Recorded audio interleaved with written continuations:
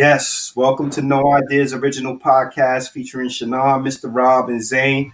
We got a good one for y'all tonight. We got Kixie Jixie that's going to be coming on talking to us about the sneaker game. But before we bring her on, let's chat a little bit and catch up. How was your weekend, man? How'd your week go, Rob? What you been up to? I had some good news today, man. I went to transplant. For those that know, I'm dealing with kidney transplant, kidney disorder. And I'm looking for a donor out there. So if anybody's willing to give up a good kidney, put me on your list, man. Now I had some good news. I'm like 100% A-OK, ready for a transplant. So if that happens, if that call comes in, I'm ready to go, bro. So that's the best news I have for this week, man. Yeah, I was happy to hear that. Thank you, man. Appreciate that. What's up with you, Zane? What you been up to? Not much, man. Just I heard they got that new strain or other strains going on with this COVID stuff. So I just been kind of just laying low, drinking some elderberry, some ginger tea, drinking a lot of water, splash with lemon and lime. That's right. And you know what I'm saying, just working on cardio, just trying to sweat as much as possible, get the germs out of my system and all. But besides that, man, I mean everything's good, man. And yeah, man, shout out to Rob though for the good news that Rob just let everybody know right there. Definitely. Everything's gonna work out, brother. Yo, Zane, when you mentioned cardio, it's one of my favorite videos that you had posted on your Instagram, right? What? Remember the joint where you was going jogging and you had on the Timbs? Oh yeah, the 15-second Tim jog out. Yo, Zane was like, I decided to go running today. And you seen like a full body shot of him, and he had no instructions. I was like, he ain't going far. That's that jailhouse run, son. That was like about what, 12 seconds or something like that. We being generous. It was like 10 seconds, and he just stopped. Yo, you heard the video go on. You started swelling up and all that type of stuff, bro. But you know what though? It's funny because when I did do that last year, I think early last year, spring, early summer, whatever it was. That made me want to start working out even more because I was just like, around that time I was eating like a lot of fried food, especially fried chicken, fried fish, fried shrimp. And I said, you know what? I got to drink a heck of a lot more water. So around that time, like, because when I got in the house, like, even though I was like playing around doing my brief little jog, yo, my damn legs was hurting, yo. You wasn't playing? You wasn't playing? You got a lot? Yeah. You know what I'm saying? So then I started drinking like a half a gallon of water a day. And I said, and then ever since then, I just started, feeling, I didn't feel too fatigued anymore. Just regular cardio and stuff like that. Get the heart rate up. Living in D.C., do you eat out a lot? Well, I live in the D.C. metropolitan area. I live in College Park. Right there, so you can go get something. Yeah. I'm right on the borderline, like literally 5 minutes down the street. I'm in D.C. But, it's so much temptation, bro. You got like, okay, I live like literally, I live like a minute, 30 seconds away from University of Maryland, right? So you got 1,001 pizza spots. Chick-fil-A. Chick-fil-A. You got literally it's like 15 pizza spots, different joints. Yes, sir. Then you got just a lot of carry out. You know what I'm saying? It's a college town, so it's a lot of carry out, man. But they do have a what's it called? New Vegan. They have new Vegan Cafe, and they got this other spot called I think it's called Smart Fresh or something like that. Yes, it's like a spot it's like a real leafy spot where people go order salads and all that other good stuff. That's the DMV. That's the DMV franchise down there. Okay.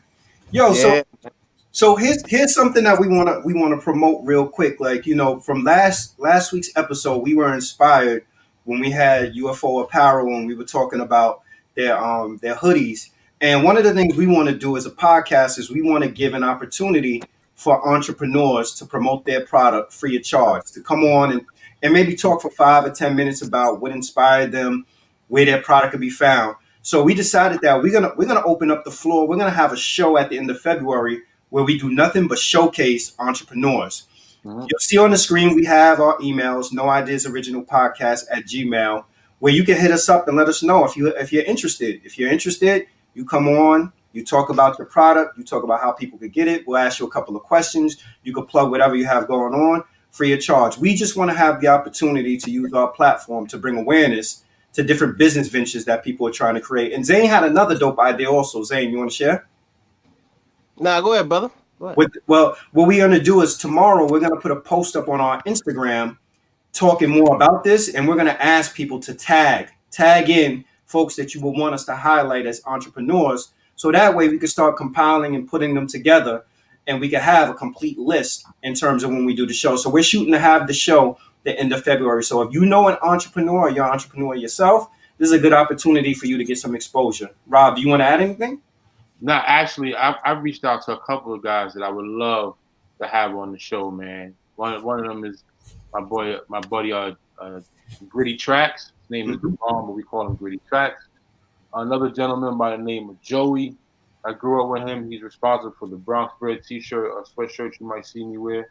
And there's a couple other guys that we can bring to this platform and kind of promote what they got going on. So I'm looking forward to that. That's going to be kind of fun. Nice. What's up, Brian? How you doing, man? Thanks for pulling up tonight. So the email is noideasoriginalpodcast@gmail.com.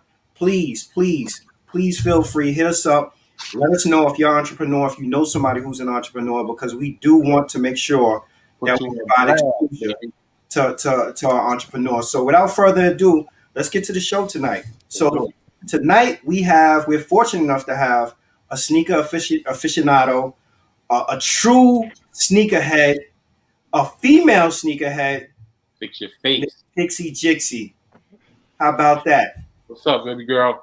Greetings. Thank you so much for having me. I am so humbled to be on your show and to be part of your creative. I'm very, very thankful that you guys reached out to me and even would consider me. So I am always so grateful and humbled to speak to you guys about sneakers, my favorite.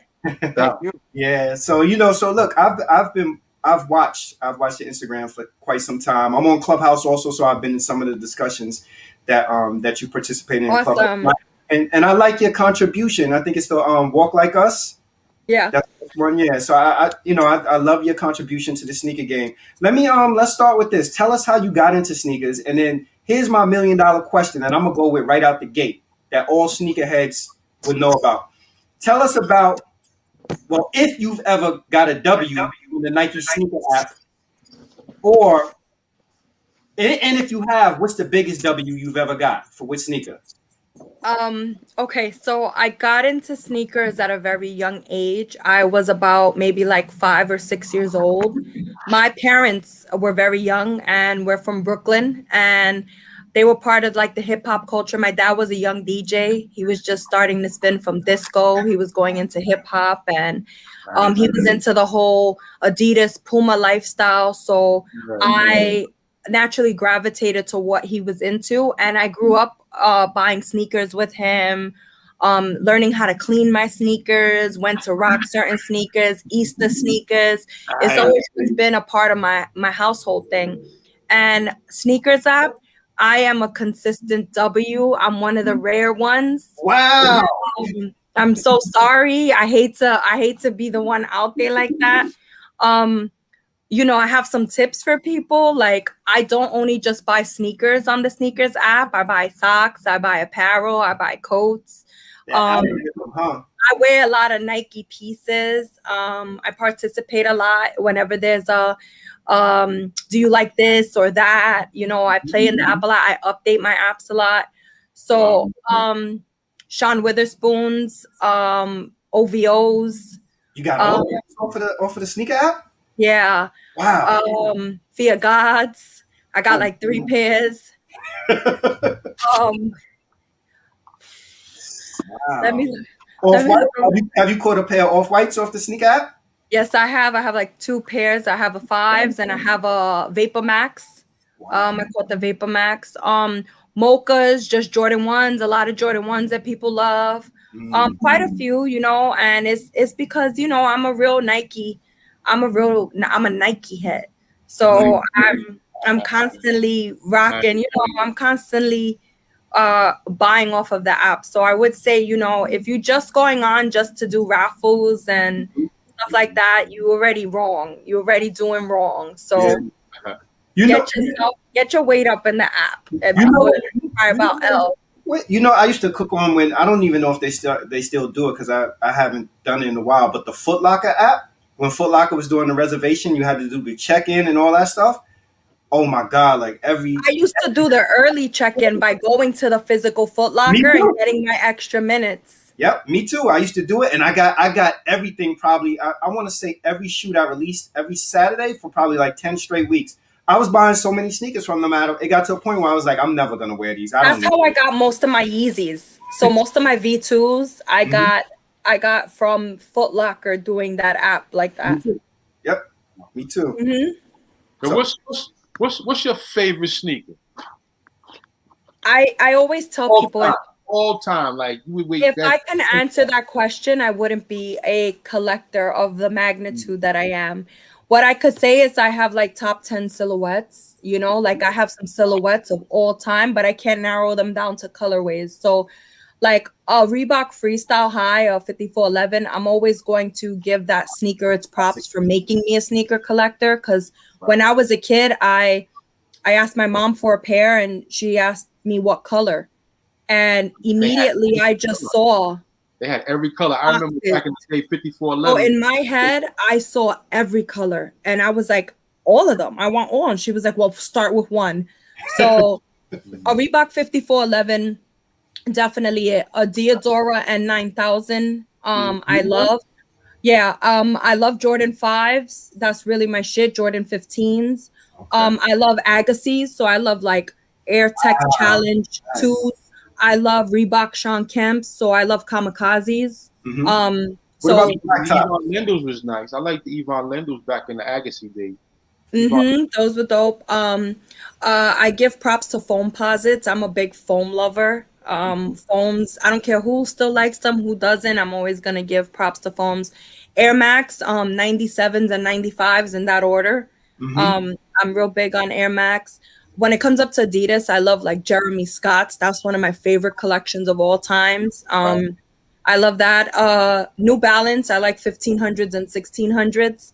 So those sneakers that I like. So I'm eclectic. Reebok Club C's, I love Club C's.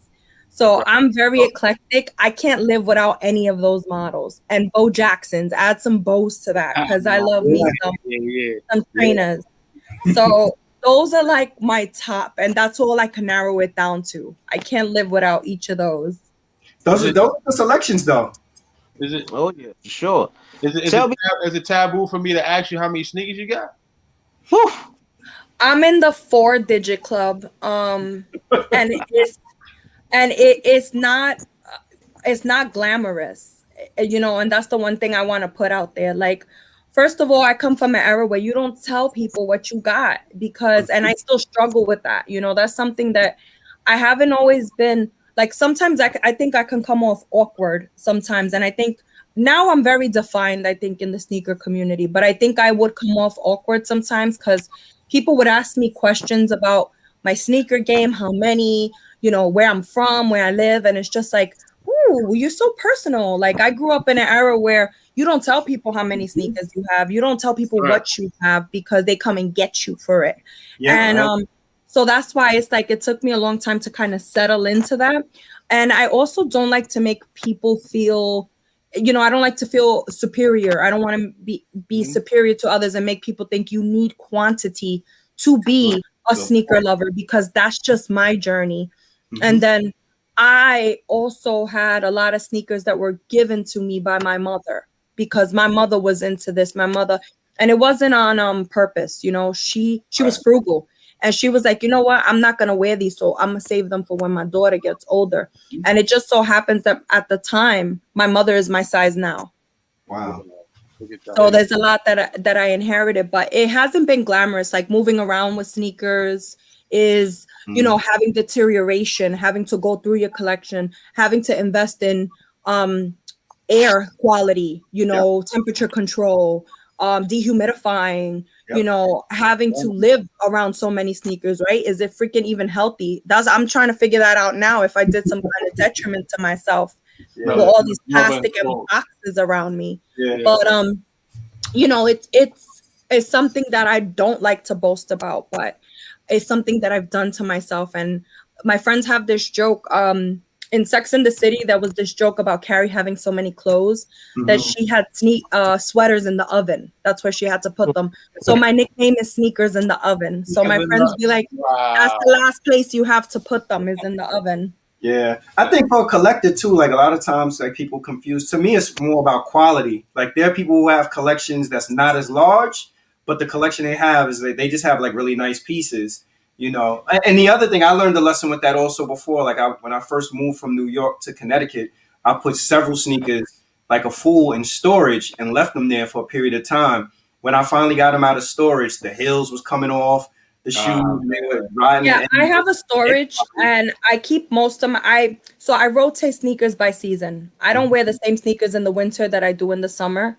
So a lot of runners, I save them for the summer. A lot of high top Jordan 2s, you know, things that are very bulky, I save them. U-wings, I save them for the winter.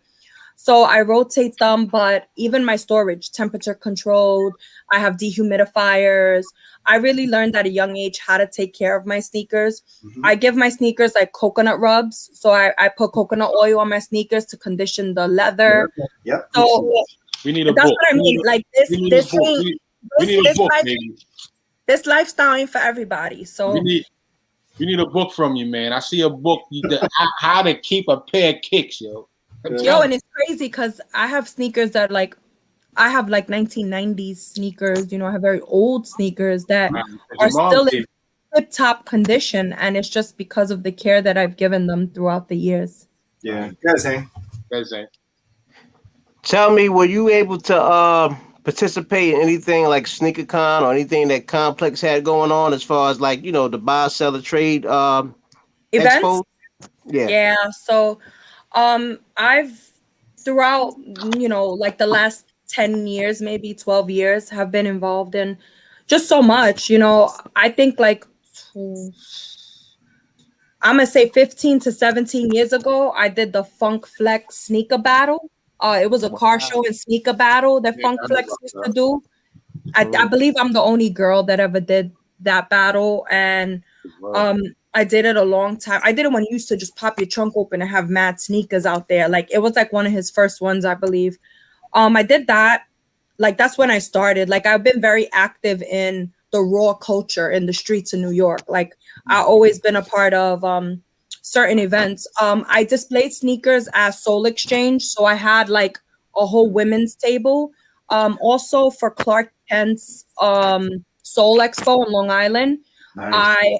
I was the only woman displaying, I mean, amongst some amazing men. You have Premium Pete, Sneaker Sensei, and here you have Kixie Jixie. And it's like, what the hell is this girl about? And Clark came up to me and he was like, if this was an actual sneaker competition for a table, you would have won. Yeah. And he was like, because your versatility was just insane. And all I did was hit him with women's sneakers on that table.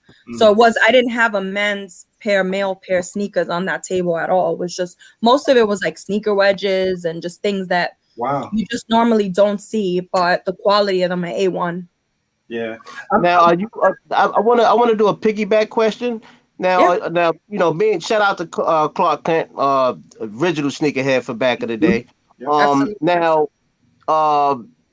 who would you say from first, second, and third is the biggest sneakerhead out of these three? Clark Kent, Mayor, or Ben Baller? Mayor. I'm gonna say Clark Kent because we Brooklyn all day. We keeping in Brooklyn. Clark Kent. Before everybody knew about Clark Kent, you know, like in terms of in the sneaker world, I used to see stores holding pairs for Clark Kent with his name on the boxes. And I knew he was either a size 12 or 13. I can't remember right now, but he's a size 12 or 13. And that's what I used to see on the boxes because I've always been privileged to behind the register. And I remember, and I used to be like, who's this? You know, and I didn't think that it was the DJ. So I'm like, who's this Clark Kent do that? And they would be holding fire for him all the time. Yes, and I'm like, who is this that just gets his sneakers held for him? Like, who is this? And this was more than 15 years ago. So we talking about a long time. So to me, you know, he's somebody that's like, been doing this for a long time. Mayer's the first one that commercialized it, in my opinion. So he came out in the Village Voice as a sneakerhead, as somebody in a lot of pairs of sneakers, as having thousands of sneakers. He put that on the map in terms of commercializing the success of sneakers. What was that, like 2007, 2008? He came out in the Village Voice. So I would credit him for that. Ben Baller has been part of the culture, right? In terms of creating jewelry, in terms of being part of the hip hop lifestyle. But in terms of a core, like sneaker person, I will probably put Fab there. Yeah, he's not in the conversation. I will put Fab there. I will put Fab in there because I know Fab. Like, I remember Fab from Brooklyn before his mainstream days. This was Fab right here. Where is it? This is what I remember. Fab in 95 and 95s, you know? So it's like, even till this day, he wears the most amazing fits with his sneakers. He's still very active. Right. So I would really put him there, and not just because he's from Brooklyn. You know what I'm saying? Yeah, you know you keep it in Brooklyn today. I've been all day. All day. I've been around sneakers for a long time, and when I was a kid, I've watched the evolution of the sneaker business, right? So when I was a kid, if you wanted a pair of Jordans, it was just about affordability. Can your parents afford to buy you a pair of Jordans? Right. But now it's sort of evolved to where they understand supply and demand. So they literally shrunk how many pairs are available, and the demand is through the roof. I'm just wondering, like, what's your opinion on that? And what do you think about resellers? Resellers on an individual level and resellers as large as StockX? So when it comes up to, like, me, I consider myself, I'm a sneaker historian. I'm a culturalist. I deep dive into the culture of sneakers, trends in sneakers, design, technology, sports of sneakers. Probably one of the only women who really can do that based on life experience. Because I used to steal my brother warm-up suits in the 90s, to match my sneakers. Like, I seen who was winning in order to cop. I was there watching The Last Shot. I already knew that sneaker was going to be legit. So it's like, I've really deep dived throughout these years. When it comes up to resellers, I wouldn't have half of my collection if it wasn't for establishing relationships with them. So what that means is that you don't just holla at somebody when you want a pair of sneakers. You say, yo, I got these sneakers. You want to take them? Next one, you giving me them at retail. You heard? So it's like building those relationships, and people just think that you got a plug. No, you don't have a plug. You got to give and take. And I kind of always feel like it's kind of always been like that if you want some exclusivity, because I remember, like, just because I how do I word this? Because I don't want to ever come off cocky, but I was always like, in 2000, I was buying Asian exclusives. I was already buying exclusives before then. So I was in that market.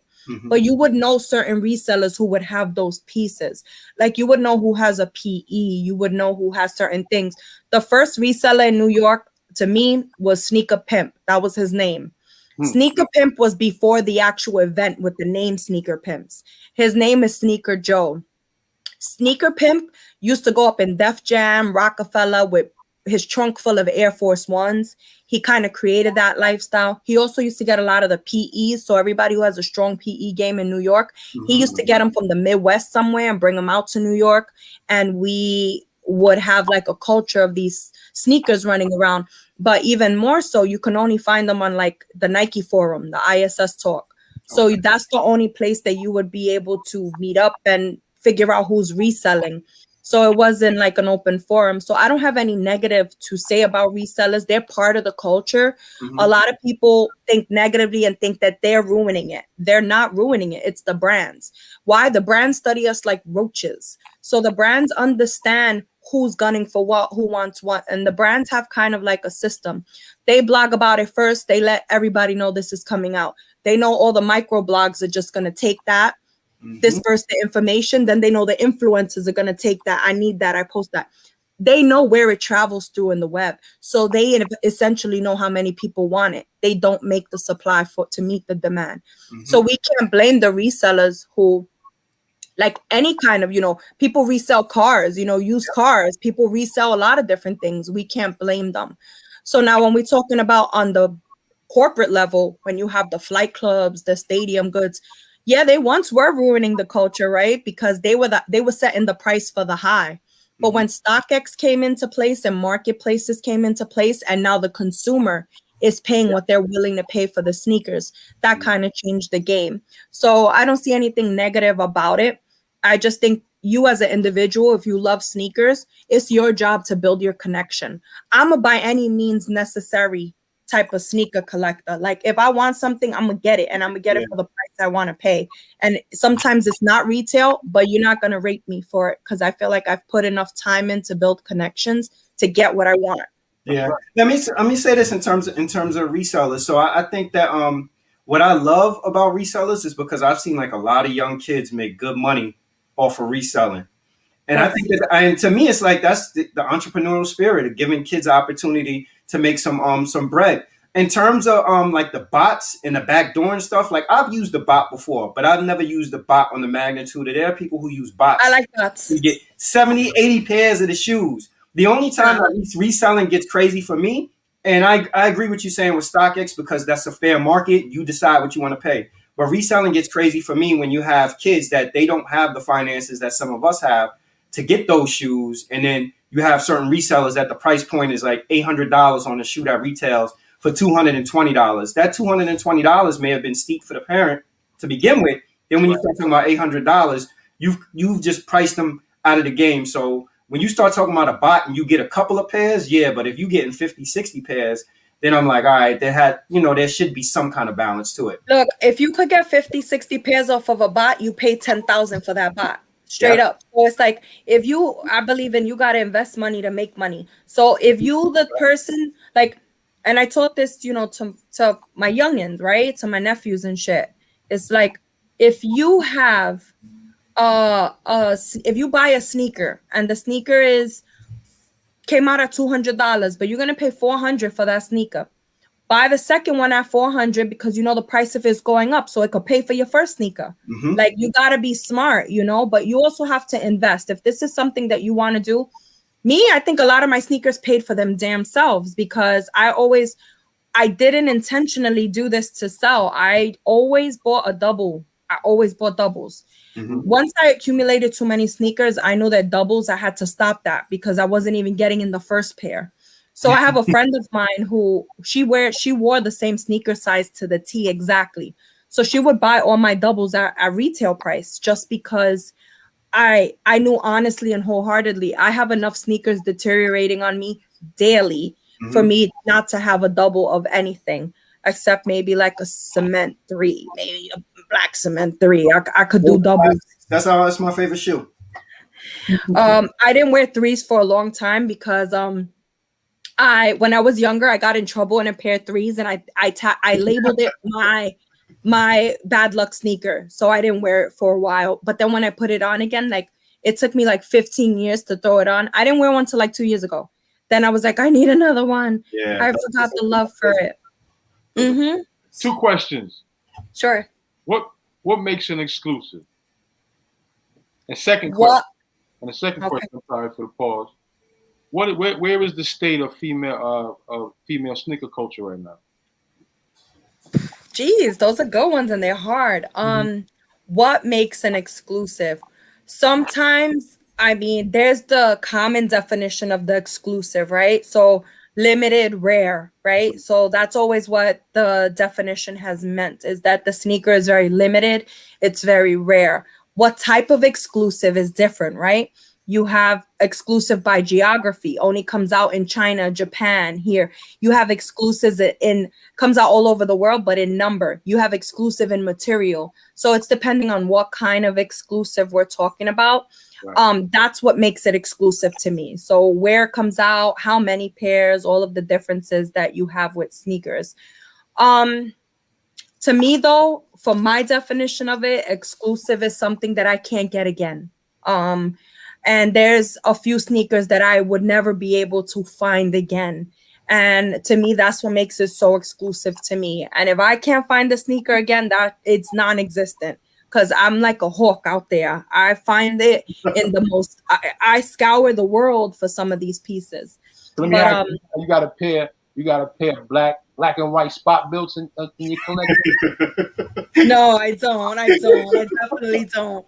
But you know who might? Classic Kenny. Because Classic Kenny State, all of that, and I gotta. And when he finds those pieces, I gotta hear about it for a while. So shout out to Kenny. I love him, and I love his heart for those types of pieces.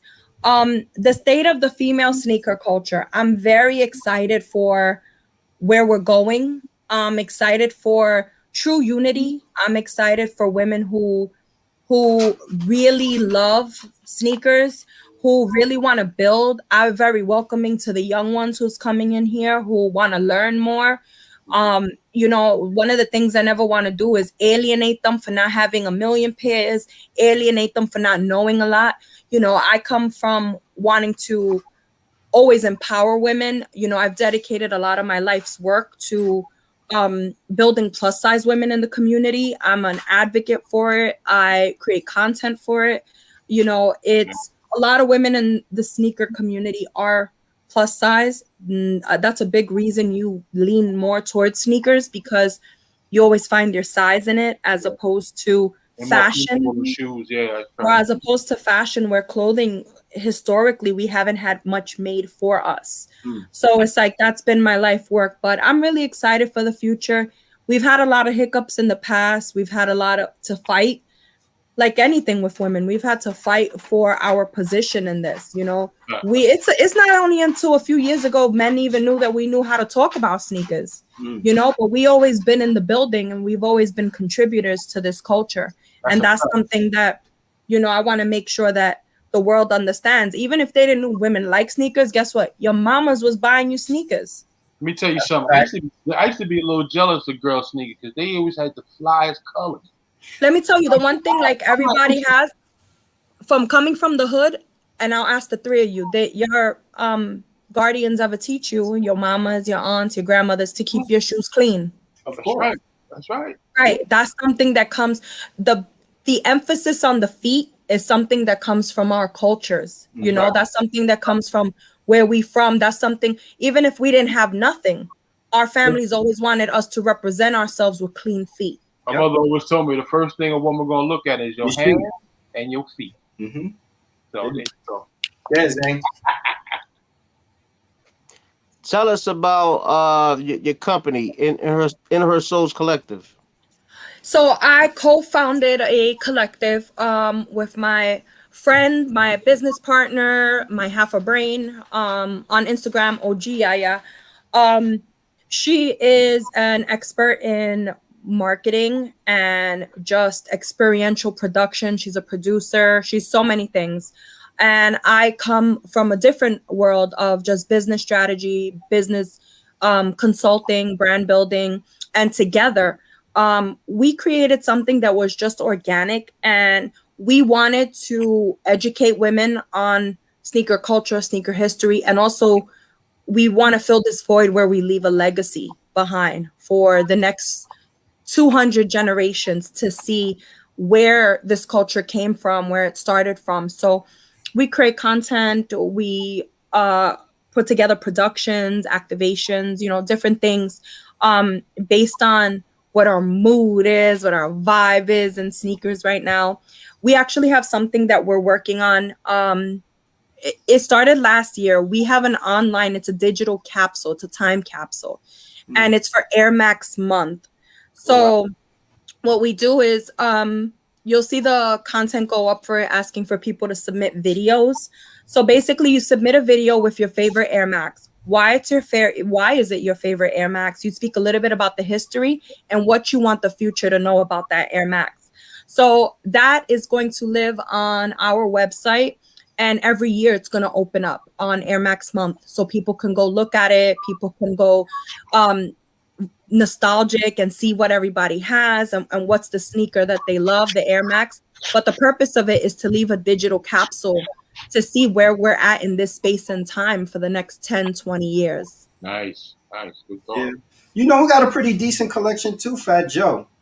Fat Joe has Fat Joe, to me, Fat Joe has one of the most amazing collections. Mm-hmm. Fat Joe has pieces that people don't even understand what they are, because Fat Joe's been doing this for, let's see. Fat Joe has Air Force One Kobe's. Fat Joe has Mike Bibby Air Force One, Team Dime Air Force Ones. Fat Joe has a big PE game from early 2000s, if I remember. Fat Joe has one of the most respected collections for people who really, really understand. Yeah. I put Fat Joe above Khaled. Yeah. Yeah. And No, Fat Joe has his own edition of Jordans, correct? He definitely does, but the impressive pieces are his, I want to say before 2005. those PEs he got, right?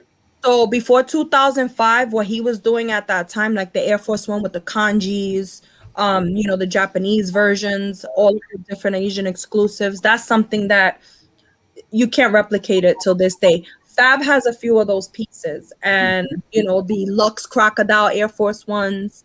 Yeah. At the time, we weren't big on Jordans like now, and exclusive Jordans. You didn't have many before 2005. Mm-hmm. So the sneaker that was rare that they did a lot of exclusives were like Air Force Ones, Air Max, items like that. So that's why if you collected those, we was on the Bape wave by 2005. So we were wearing Bapesters. So it's like, we went through a lot of trends, but I really respect his collection. Yeah. What do you think attributed to well, I know what it is, the culture, but how did that shift come where these sneaker companies started to realize that it was no longer about making a shoe that performed well on the court, but it became more about making a shoe that performance on court was important, but lifestyle was also important. How'd that come about? I think once they saw that performance was not selling in the streets, it wasn't in the lifestyle. And when you can visibly see it online, you don't see people swagging in their daily fit pics and performance sneakers. So it became what they can see. And I think that the numbers and what they can visibly see turned it into a big game of just creating for lifestyle. Yeah. And then the other thing I would say also is like, what's your take on designer sneakers? Because you see, like, to me, like the first designer sneaker I think to really take off, and I don't even know if you would call it a designer sneaker at this point, is Prada sneakers were like all purpose. You see people with Prada sneakers at a job interview, at their I always say that. That's the hood dudes. That's the hood dudes' job interviews too. So if you a hood dude or you just came home and you're trying to get a job, you're gonna get a Prada shoe. If you go to graduation, you're wearing a Prada shoe. Mm-hmm. If you're going to prom, you had a Prada shoe on. Yeah. Or if you was on the block trying to stunt, you had a Prada shoe on. So it was like all purpose. Prada shoes were definitely all purpose. I think that high fashion takes from sportswear and sportswear takes from high fashion. It's a give and take back and forth. Because if we remember back in the day, like with Reebok, when they did the Sean Carters, that was the Gucci sneaker. Yep. So, they used to go back and forth with it. And, present day, right? There are some very dope designers like the Versace 2 Chains. Mm-hmm. That chain sole is innovative. That chain sole is different. That's a game changer. It should show these sportswear brands to fuck up some soles, right? Yeah. You would think that they would learn. Adidas is doing good with the 4D, with the Futurecraft soles, the 4D soles, but you would think that these brands would learn. They made a whole chain of a sole and it looks fire. They should start playing with the soles more besides these stupid white soles that they're making for everything. Yeah. But I think that designers they give a good voice and back and forth. But what I am not about is the Louis Vuitton foam posit that's floating around. Did you see Virgil Abloh's copper foam for the Louis?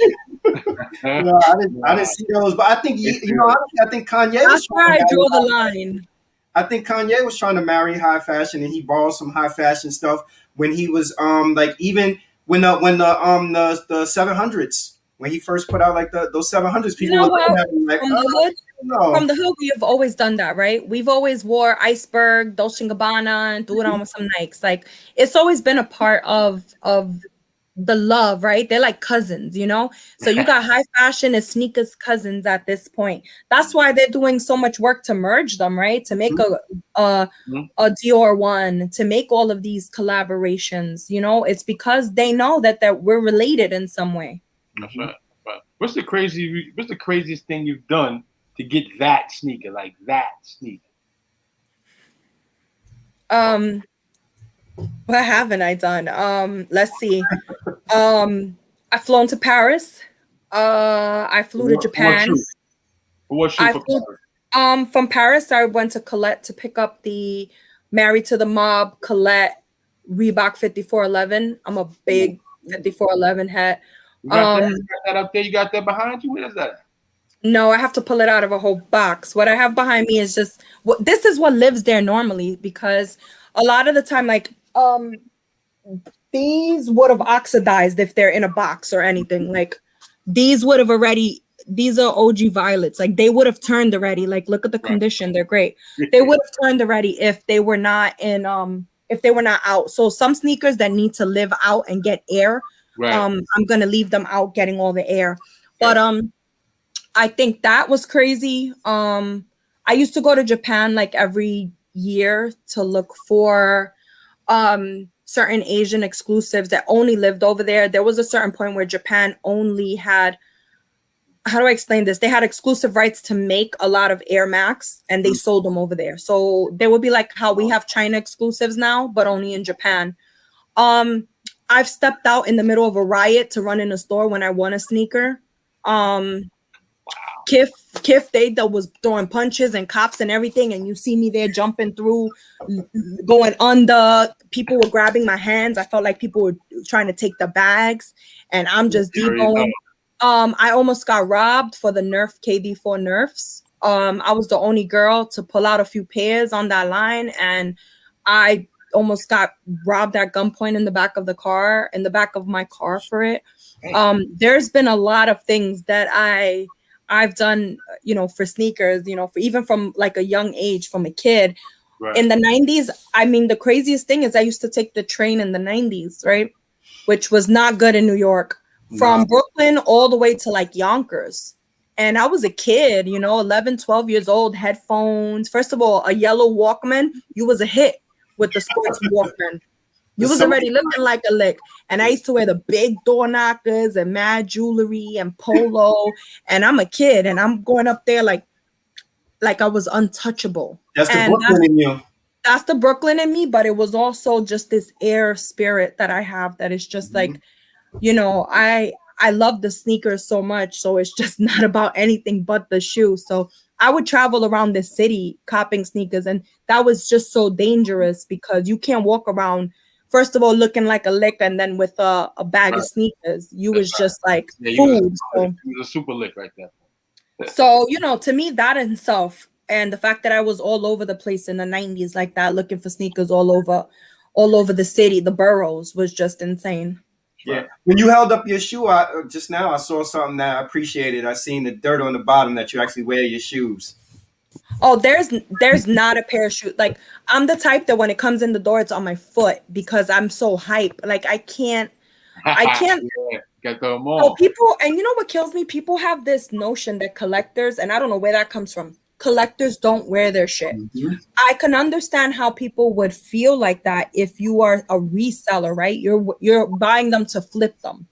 But I think as a collector, right, the whole point is to enjoy your footwear. Exactly. And me, I have like I think 4 pairs DS right now because this whole pandemic, since I've been home, since I've been closer to my sneakers, because one thing I realized is like I accumulate and I don't look at them. I accumulate, I wear them and I don't look at them and I just keep accumulating.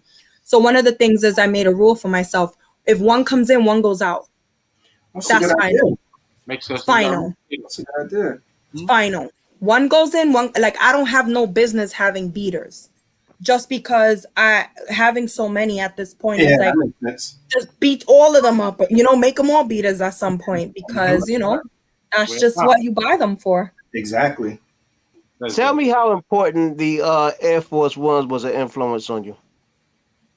So me, I'm from Brooklyn. Like I'm gonna say 100 times, we weren't big on Air Force Ones. So in Brooklyn, at the time that the Air Force Ones were lit, that was in Uptown Manhattan and the Bronx. That's why they call Uptowns in New York, because that's geographically, that's where you used to wear them at. And everybody will wear them up there. It was mobs of them. So in Brooklyn, at the time they were wearing Air Force Ones, we were heavy on Air Max. So for us, 95s was our Air Force Ones. So it's like at the time that they were wearing that, you would know, oh, that's a Harlem person. And then Brooklyn, you would see them in Air Max 95s. So when I started to, and I'm going to tell you guys this, which I just had this revelation the other day on Clubhouse. I've never worn a pair of all white Air Force Ones. Get out of here. Wow. Out of all the sneakers I have, I have Air Force Ones. Like I have a pair of bespoke ones that I made 2010, something like that, long time ago. But I have like Asian exclusives. I have some Ricardo Tisci's Air Force Ones. Like I have a lot of collaboration Air Force Ones. I've never worn an all white pair, and I'll never wear an all black pair. Never. That's blasphemy. That's criminal activity. You're committing crimes. Now my second question is, have you ever let go a pair of sneakers that you wish you could have got and you try to get them back and couldn't get it? Was it like a very rare piece that you just couldn't get back? Remorse is big in my life, so it's a constant theme. I had a pair of sneakers in my hand once, and it was brand new dead stock, and they just wanted to get rid of it, and they said, give me $40 for that sneaker. And I was just being cheap. I was like, you know what? I really don't like this sneaker like that. Like I didn't care for the sneaker, but I wanted the sneaker, right?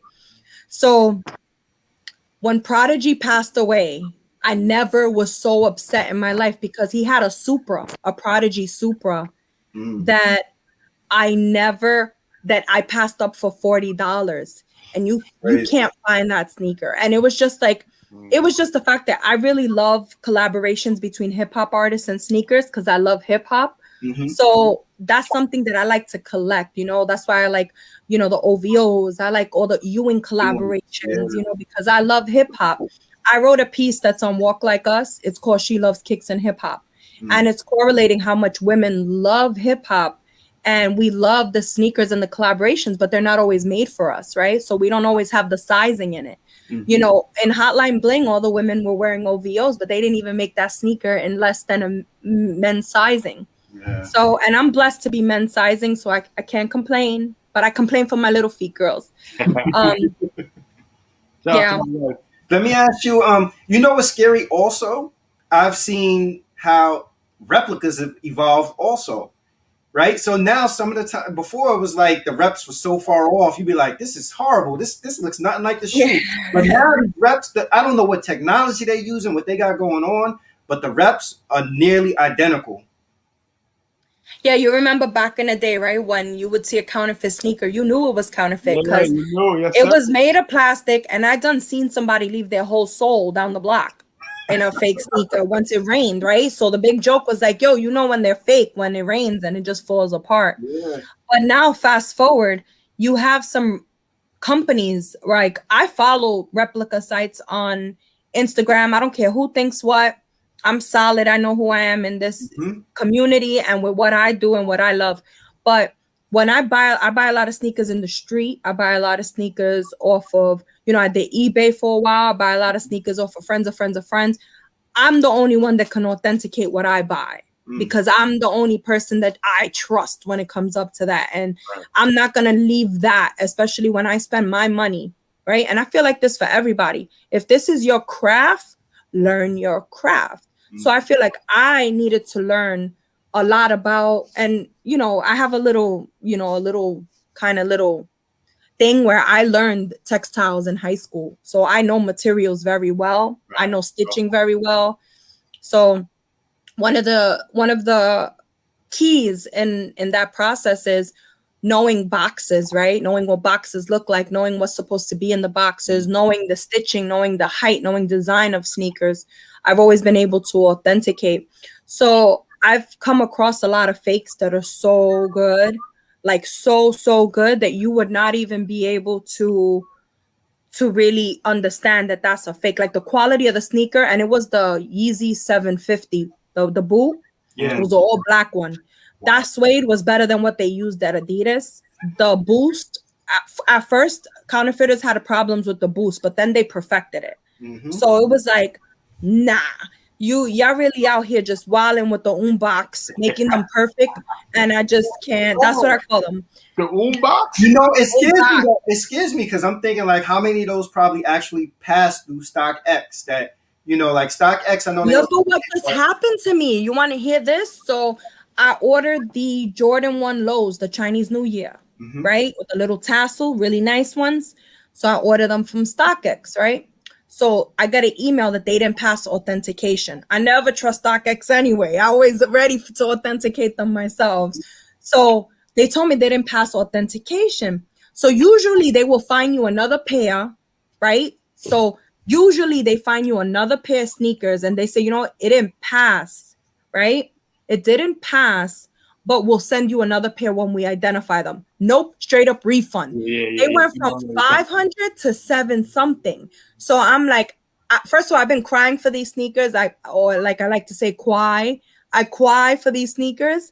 So I'm like, nah, I need to get them and I need to get them at an appropriate price.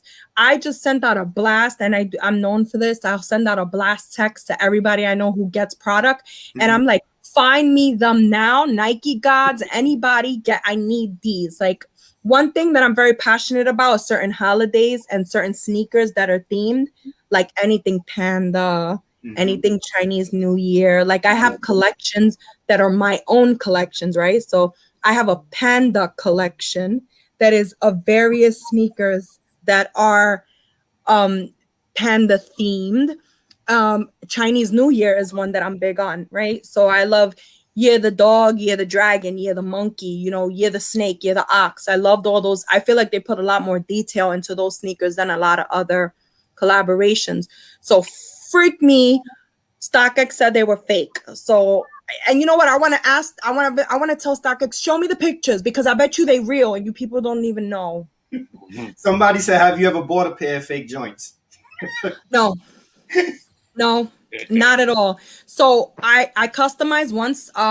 There was these sneakers that I got customized. They were a pair of Dunks. And I was so suspect of them because I didn't buy the Dunk. The customizer bought it. Oh. So I was like, I told him to, like, he literally did one panel on the side, the color. And I was like, nope, don't even touch that sneaker until I look at it. Cause I seen the pictures of it. And I was like, that shit might not be official. And I went and it was a all white sneaker box. It was official. But I will tell you this story that there was a store called Jordan Heads in Brooklyn.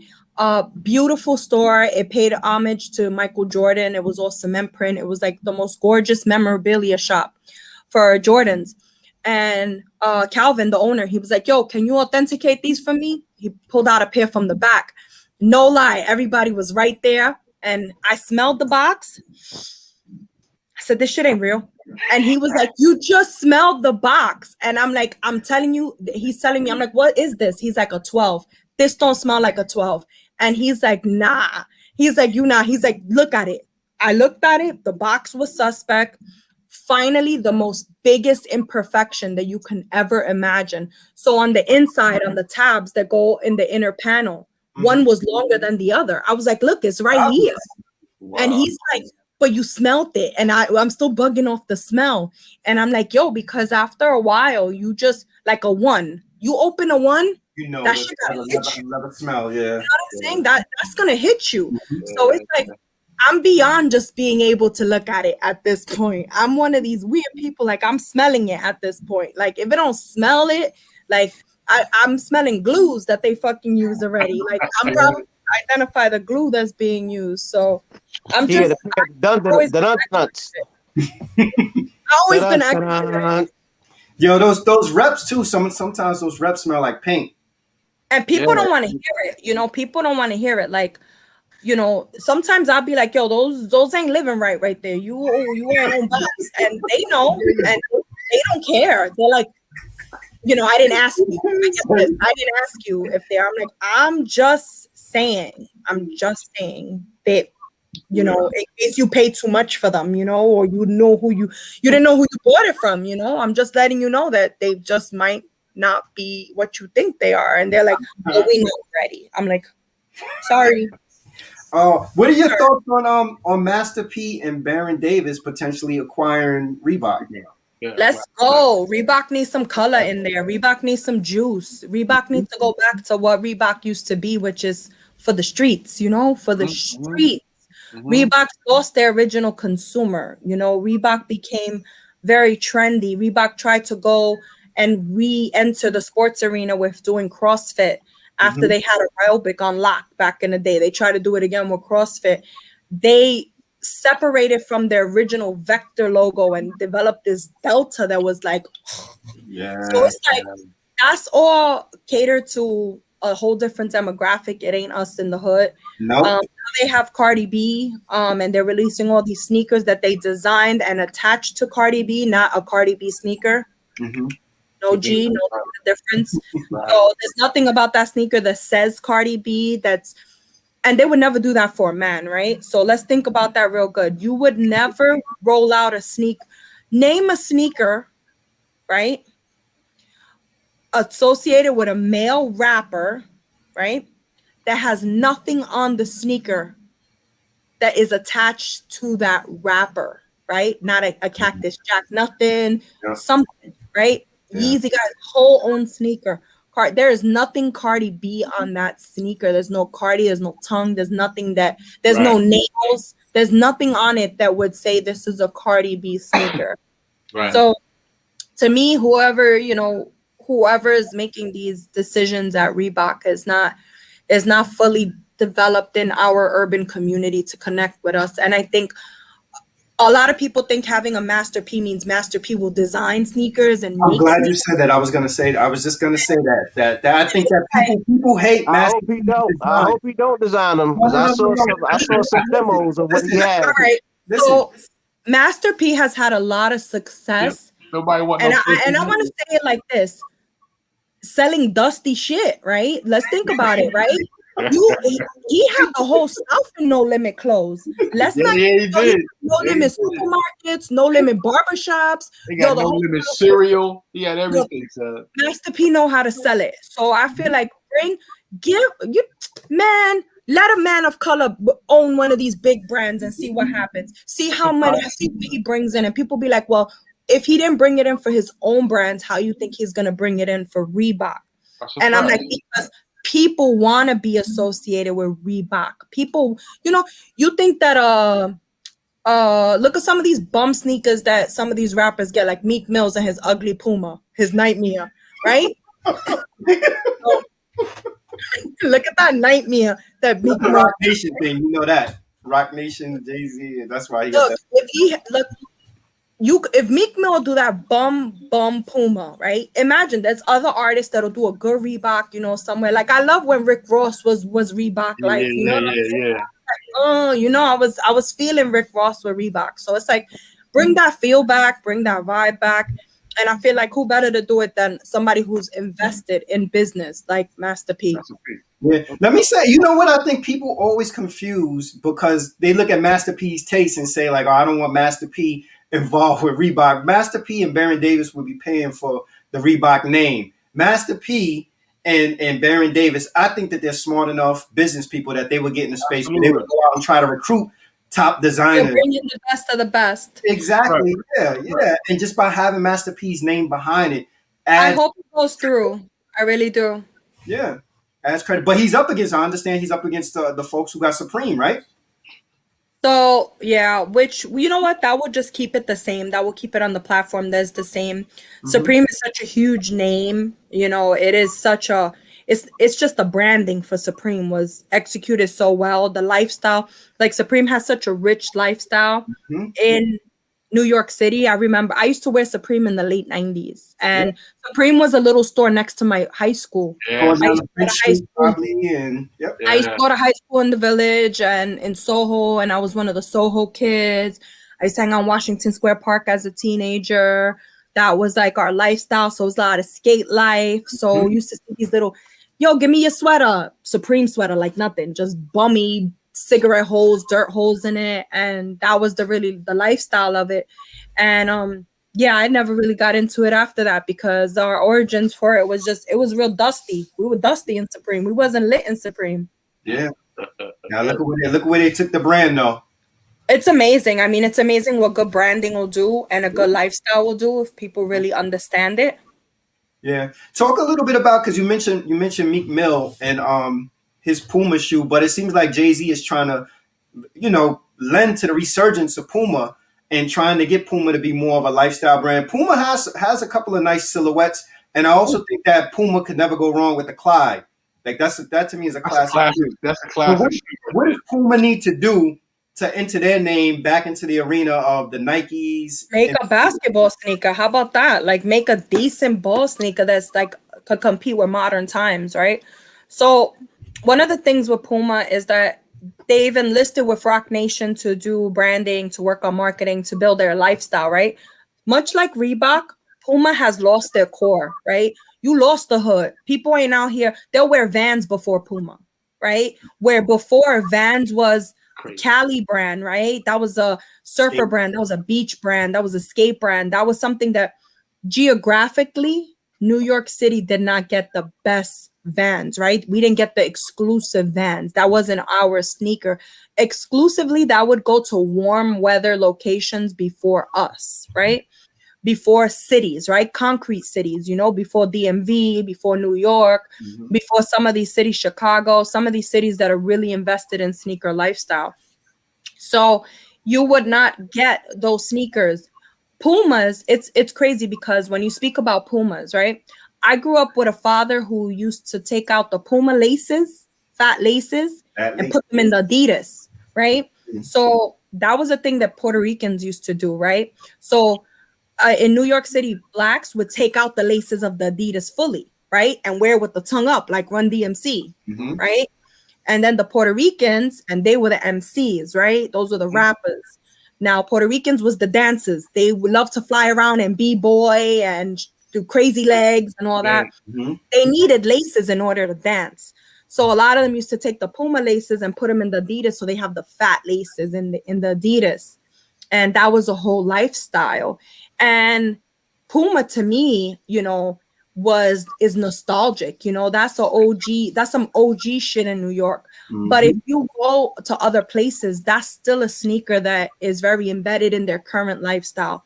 So geographically, it's about how you grew up with that sneaker, how you connect with that sneaker.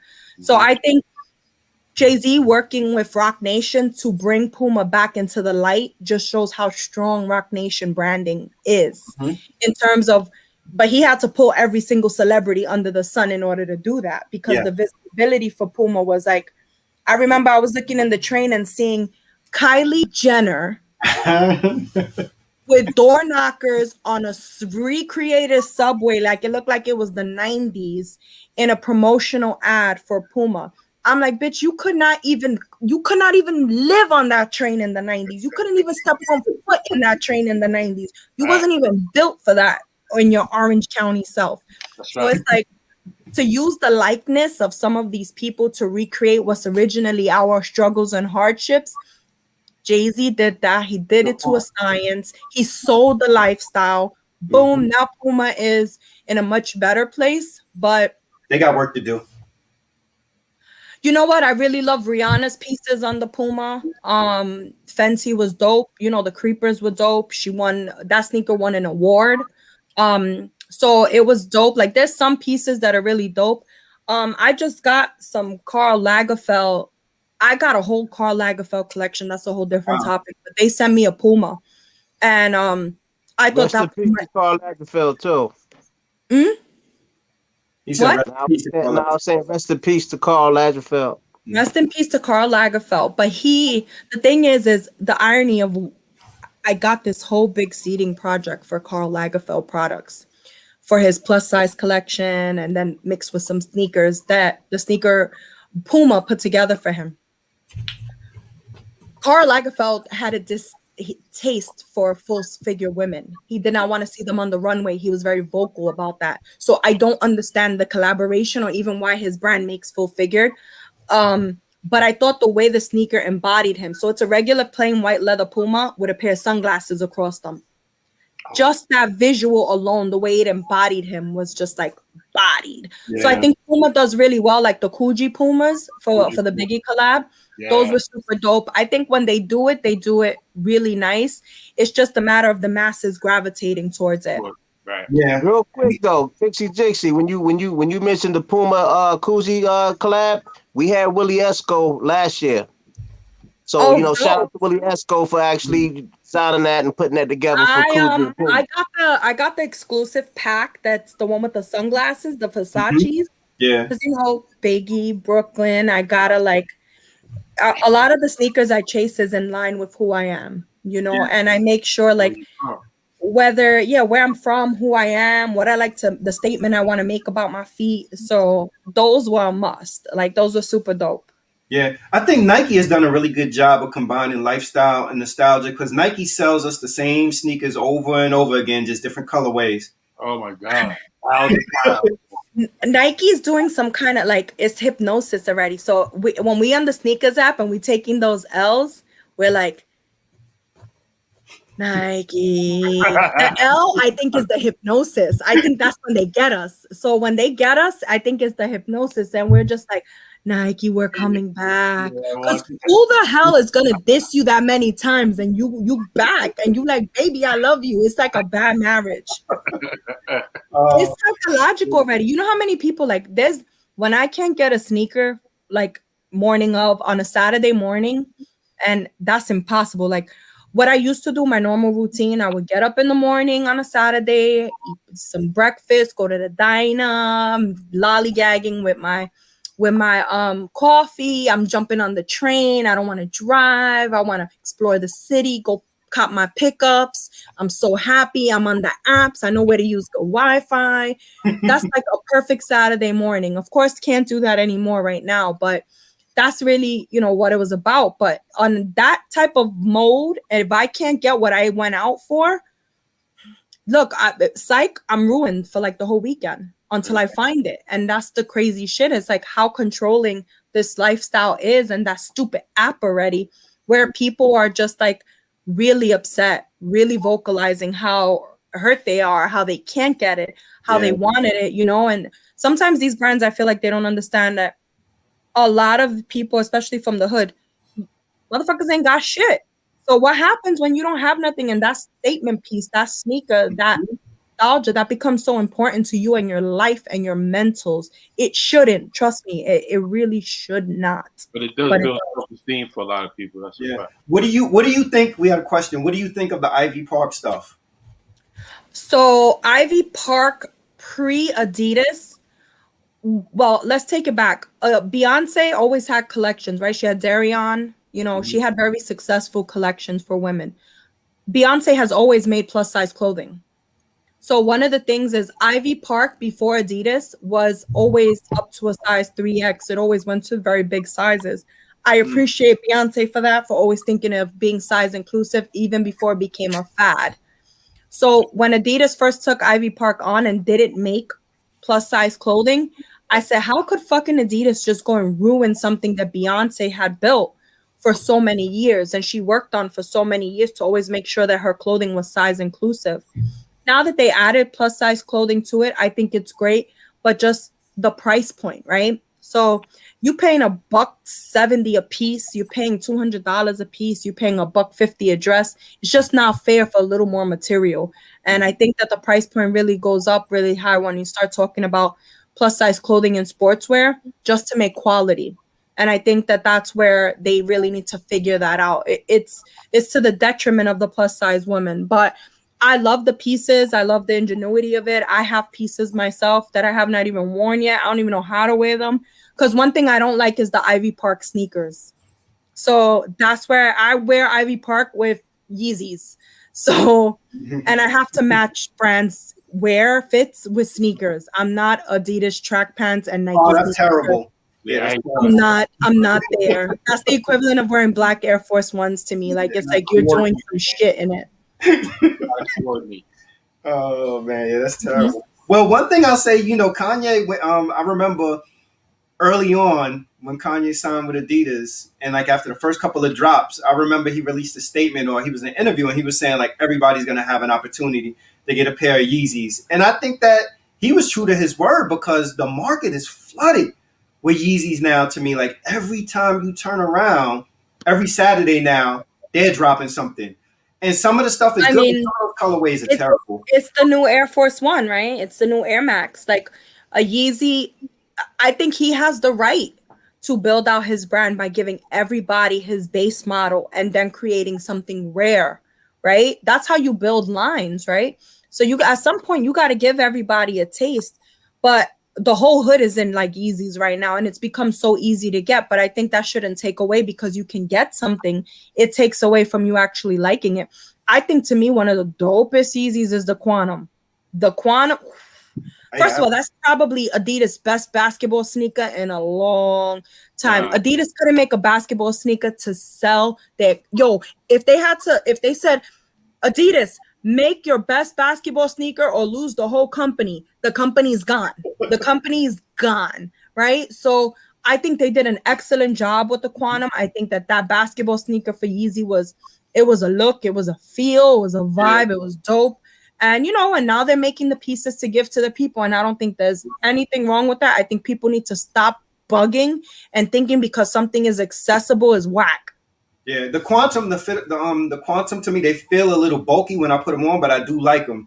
I mean, I'm not balling in them, but I mean, when you talk about bulky, like I got M2Ks, I got bulky sneakers that are like, whoa. I remember feeling like Tim Duncans were bulky back in the day. Mm-hmm. And if I put that sneaker on now, that sneaker's narrow.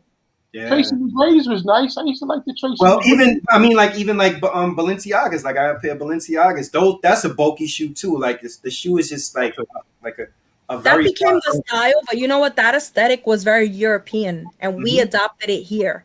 So that aesthetic was like very Euro, and then all of a sudden we started wearing it. But I'm not. They're turning because the game of basketball changed. All basketball sneakers are runners now. So it's like I miss big, bulky basketball sneakers. I miss Court Force highs. I miss a lot of those. I miss like old basketball sneakers, 90s. I'm a 90s basketball sneaker lover. Did you see the new sneaker that you're supposed to be able to slide your foot in? Yeah. Yep. And just close it up. So everybody's asking me what I feel about that sneaker.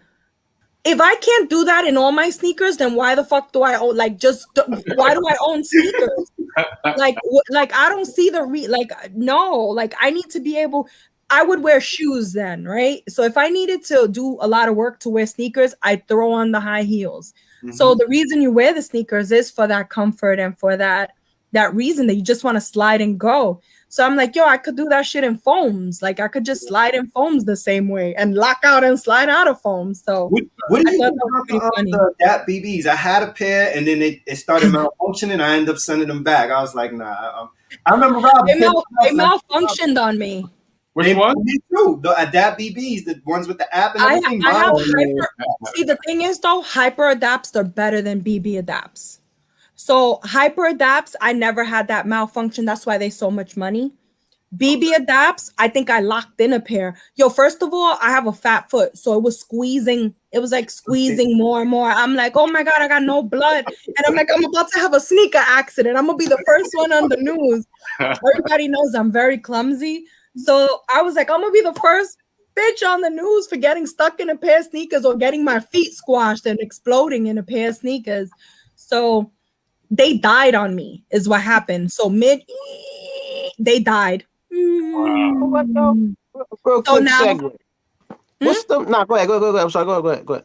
So they died on me. My foot got squished to death, and I was like, I can't deal with these. And they're too slow.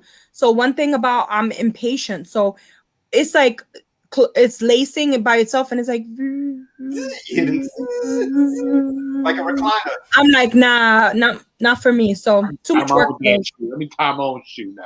Yeah, too much work. Too much work. I actually lace my sneakers in a way that they never need to be tied. So I do these little knots on the end where they never need to be tied, and I'm good like that. I do that on my ones. Yeah. I do that with all my shoes. I do it with my boots too. I do whatever. What's the company that Zion Williamson signed to do? It was Adidas. No, I believe he signed with Jordan Brand. Didn't he? I thought he signed with Jordan Brand. Yeah, he's still with Jordan Brand. Nike fixed their problem because you know what? You can't sit here and flex to be the best sneaker brand in the world and have what happened to him. Yeah, I was like, damn. Like I wonder. I remember when that first happened. Kyrie's happening. Huh? Those were Imagine you can't supply an athlete, right? An athlete of that magnitude, right? Of that size, of that power. You can't make them a sneaker in modern times. That was just like that was the laugh of the industry. That was just like that was a chuckle moment. I know Adidas was sitting there replaying that shit over and over. Reebok, everybody was just having their moment because that's something that should have never happened, right? And that's to show you, right? They sacrifice quality, right? You sacrifice quality, you sacrifice ingenuity, you stop pushing designs to the limit. The reason all these models are existing now and doing well is because they have lasted the test of time in terms of their ingenuity, in terms of pressure, in terms of what's in these sneakers and what they're made of. But it's time to get that new brains, that new development to create new sneaker silhouettes that include much more modern technology that was just as great. Because the technology that they're using, like Flyknit is great, right? But PrimeKnit is better. So it's like, if you really understand the tech of both, PrimeKnit surpasses Flyknit. Mm-hmm. So it's how they use the Flyknit and what they put with the technology of it, right? So Flywire, fly plates with Flyknit. So it's like there's these different elements that go into making it so good for Nike, but at the core, some of the technology is not the best. When you talk about something like Under Armour, right, with the hover system is pushing technology. Under Armour damn near perfected traction in some of those Steph Currys, right? So it's like that's pushing technology. Nike stopped that shit. You know, Nike had Tinker Hatfield, Tiffany Beers, people that are really or aeronautical mechanical engineers at Nike. And there's probably a lot of great ones now. We're just not seeing the story behind their designs like we saw the story of Tinker. Mm-hmm. So that's something that they've lost in their whole storytelling process is really the designers, from the perspective of the designer. And you know why we can't get to the new designers? Because all of their old shit is what continues to sell. So they're not motivated to put the new designers on. Like, I cannot, I'm vomiting when they be like, I don't feel good. What's wrong with you? Another Jordan 1 is out. I'm going to tell you the biohacks I love. The biohacks I love. I'm going to vomit. I don't need another Jordan 1 in any other color. I just don't. Yeah, they overdid it. They overdid it, man. And now they have the new thing of turning everything into a low. So I got there's 12 low, 5 low, 1 low. I'm a little leery on that because the Chinese New Year 5 lows though. I have those. I love those. That's I love those. Yeah, I love those too. They were beautiful. Let me ask you this: what do you think about Langston Galloway's collection? Langston Galloway's from the Phoenix Suns. He has these sneakers where he has like Ren and Stimpy on him, and then he has the Flintstones on. You know, son, his sneakers. I like them, but I'm like, all right. It's a niche sneaker. It's for a certain demographic of people who, number one, follow him, his following, his audience, and then for the interest that he has. I thought the Ren and Stimpy was interesting in terms of bringing Ren and Stimpy back out. I know there's a lot of dudes that probably really like Ren and Stimpy and a few women, but in terms of me looking at that as a serious collection, I'm like, can't take it serious. You talked about like the design and material that Under Armour had. Under Armour for a second, it looked like they were doing really, really well, but I think they didn't transition well from on court to lifestyle, and they tried to. They never would. They never would. They are a true performance brand, and rightfully so. They stay in their lane, and they should stay in their lane, right? Because I'm not wearing none of those pieces in lifestyle. Even though they had a micro G, I really love the Under Armour micro G. It was a really bomb, clean silhouette. It looked like a LeBron 8 without the cushion.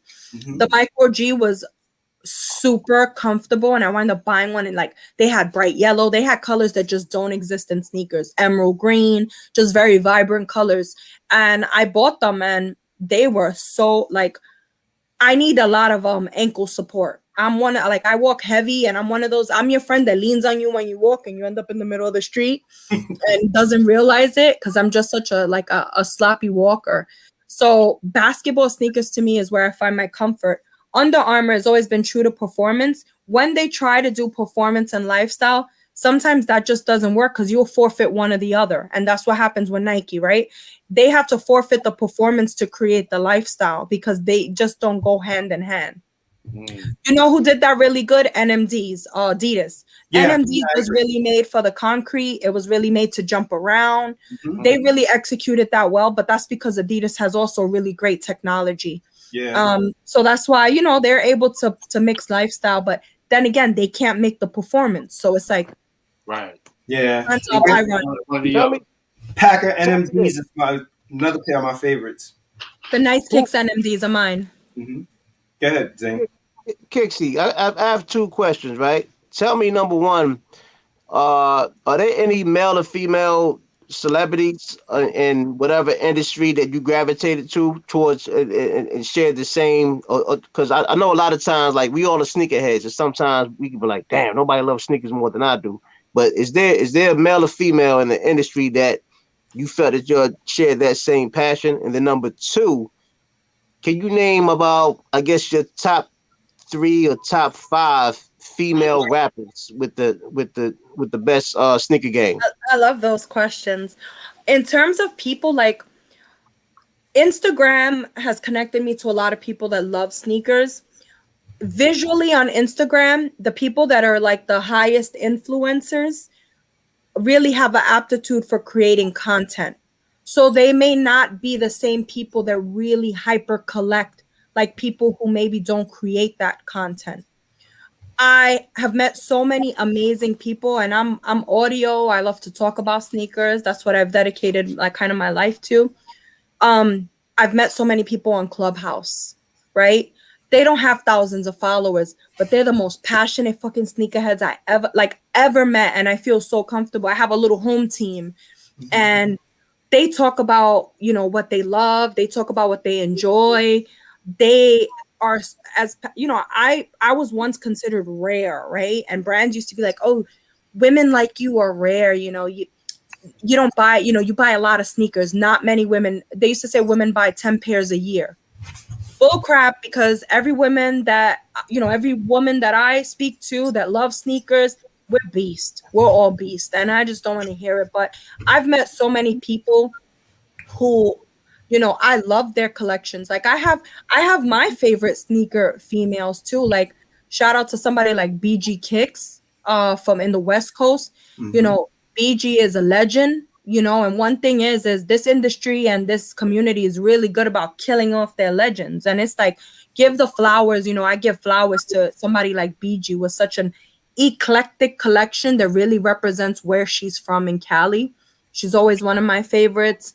You know, you have people like Jody Rockstar. You know, Jody is someone who has, this is a woman, you know, who has Paranormans. You know, she has Red October. No, she's traded the Red October for the Paranorman and something else. It's a good story. You know, you got in Miami, you got Lizzie Shoe Game. Lizzie Shoe Game is stupid. In Florida, you got Sukes Lucci. Sukes Lucci is savage. What I mean, and nobody ever heard of probably a lot of these women. And these are women that I humbly sit next to. And I say, you know what? Y'all been doing this for so long. And then they tell me, don't give me that credit because we love you. And it's like, no, I find inspiration in them. I find inspiration in what they love. You know, I find inspiration in what they gravitate towards.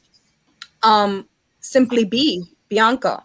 Simply Be is, she's such a beautiful sneaker collector. She makes collecting sneakers look so beautiful.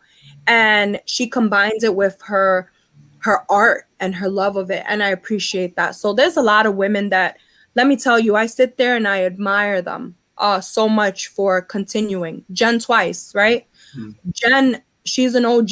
She has just some of the most At the time, they were regular GRs. Right now, they're the Grails. They're the Grails, and she still has them, and they're in great condition. She has a beautiful vintage collection.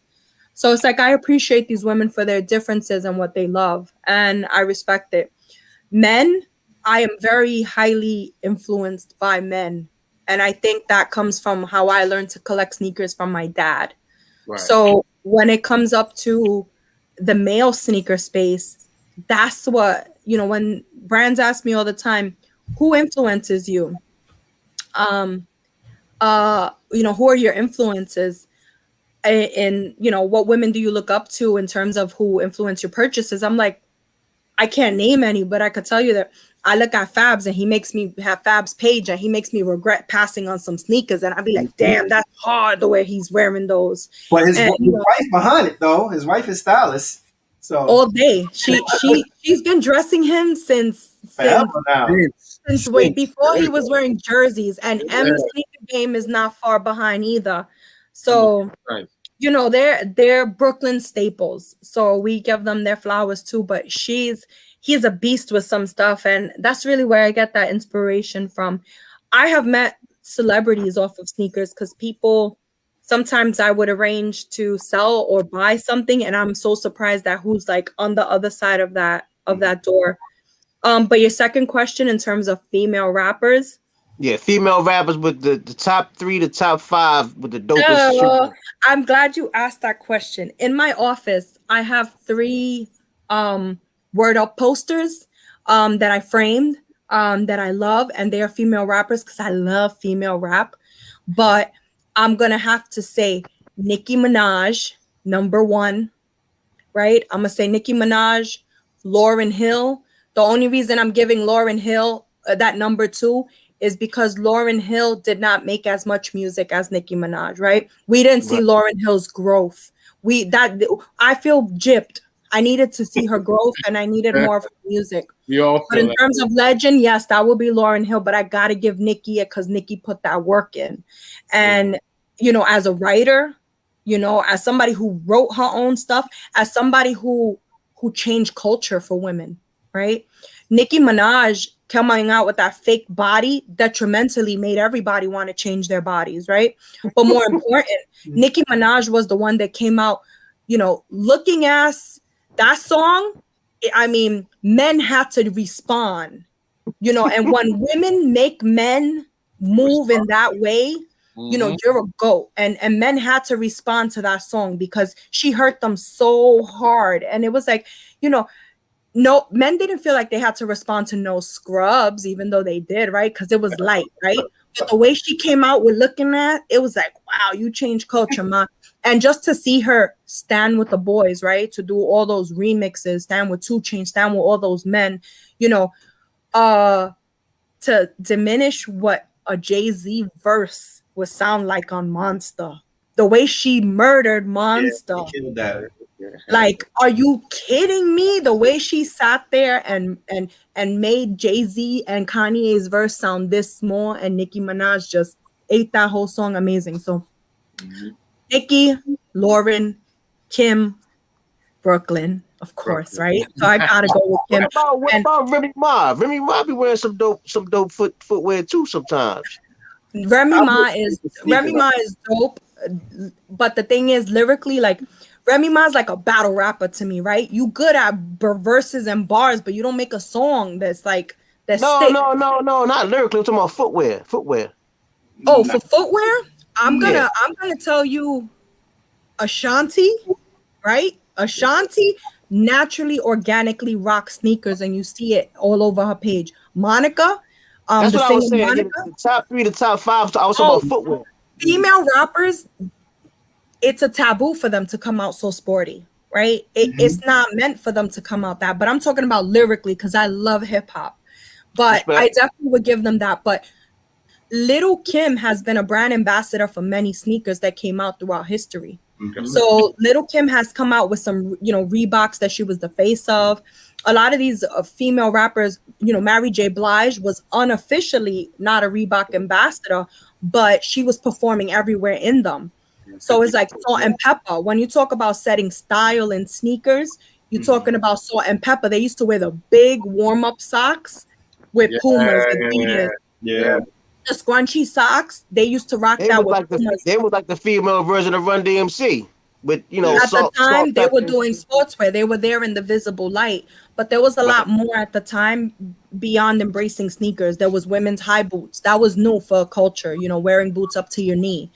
Salt and Pepper set that off. But Salt and Pepper also used to who used to style them too? The dude from Kid and Play.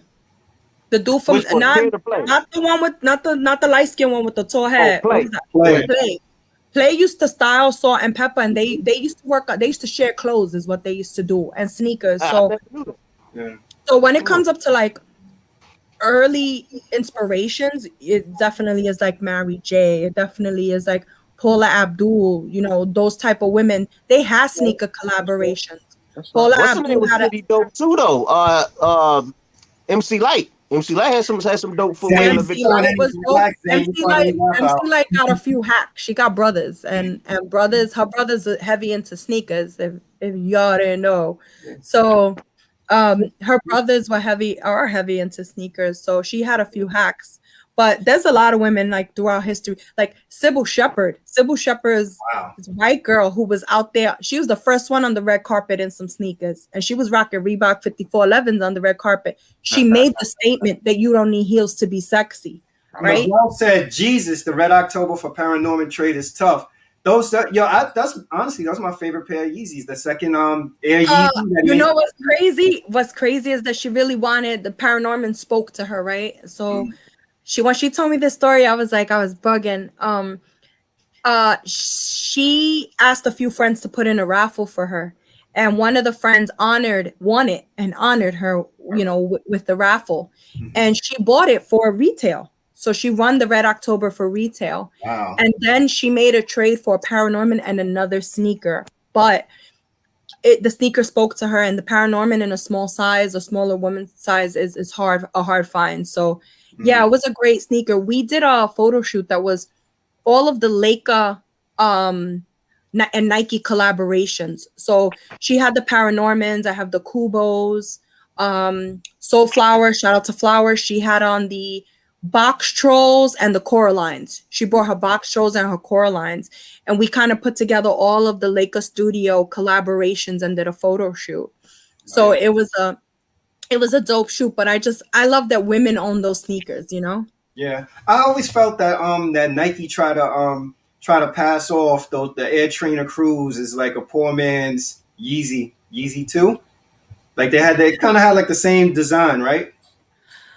A lot of Nike products will share the same soles, share the same, you know, like the 3 sole is so iconic and it's used in other sneakers. So it's like, it's the foundation to many of our favorite kicks. So it's like, you're going to see the inspiration come up in a lot of different sneakers. That's what I'm saying. Until they make new, we're not going to really feel that. Right. Well, Kixie Jixie, thanks for joining us. Can you tell everybody where they can find you? Give us your social media handle.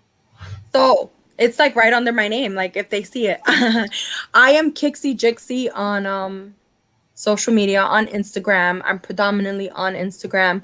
I have a lot that I'm working on at Inner Souls Collective. That's my co-founded collective. So there's a lot that I'm working on with that too. I really want everybody to submit videos for the Air Max capsule. I think it's really important for everybody to really understand that brands are rewriting our history by releasing new sneakers and giving it new stories for a new generation. And it's really important to leave that legacy and leave that story behind for this generation and the ones before us, to be responsible to leave true stories to your children, to your family members, so they really understand how this started, what we loved about it, what our passion is, and what we're going to do in the future. So definitely want everybody to pull up, show me love, show Inner Souls love, show Authentics love. Visit everybody I spoke about today. Go take a look at their sneaker collections. Go enjoy, everything we spoke about. Nice. Ladies and gentlemen. You got a pair of KD Weathermans over there. I'm looking for those. I forgot to add KD4 to my top 10. KD4s go on that top 10 too, because KD4s is there. But Like yes, serious, man. the Weathermans do exist on this side. Not my favorite KD4. The Pearls are my favorite KD4. Yeah. And after that, the Galaxy KD4. Okay. And then the scoring titles KD4. But then the way them the Nerf KD4, and then the Weatherman is like 5th or 6th. Okay. Yeah, they did KD well. I think Kyrie they did well too. I think they're still trying to figure it out for Giannis. I can't even pronounce his last name. Kyrie's I tapped out. Yeah. I tapped out of Kyrie's. They became too performance-y. Kyrie 2s. I loved Kyrie 2s. Kyrie 2s were super dope. I'm one of the rares that like PGs. I like PG ones. PG ones were dope. The first ones are cool. Oh, Paul George ones were dope. I'm happy they're bringing back LeBron 8s. I think LeBrons have reached their peak already. The 8s I like a lot.